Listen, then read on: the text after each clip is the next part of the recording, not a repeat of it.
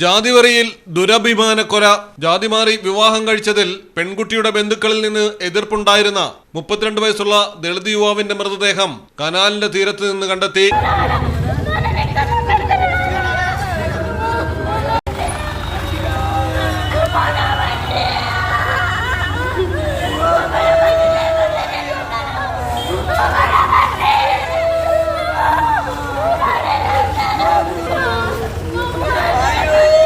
തെലങ്കാനയിലെ സൂര്യാപേട്ടിലാണ് സംഭവം.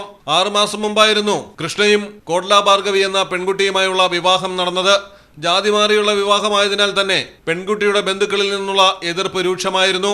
ദുരഭിമാനക്കൊലയെന്ന പിതാവിന്റെ പരാതിയുടെ അടിസ്ഥാനത്തിൽ പെൺകുട്ടിയുടെ പിതാവ് കോട്ല സെയ്ദുലു, സഹോദരങ്ങളായ കോട്ല നവീൻ, കോട്ല വംശി, സുഹൃത്ത് ബൈരു മഹേഷ് എന്നിവർക്കെതിരെ പോലീസ് കേസെടുത്തു.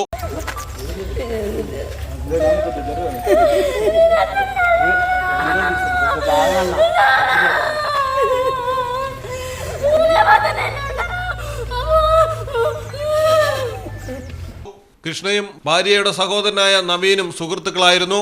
കൃഷ്ണയും കോട്ല ഭാർഗവിയും പ്രണയത്തിലായതോടെ ഇരുവരും തെറ്റി. എന്നാൽ കൃഷ്ണ ബന്ധത്തിൽ നിന്ന് പിന്മാറാതെ പെൺകുട്ടിയെ വിവാഹം കഴിക്കുകയായിരുന്നു.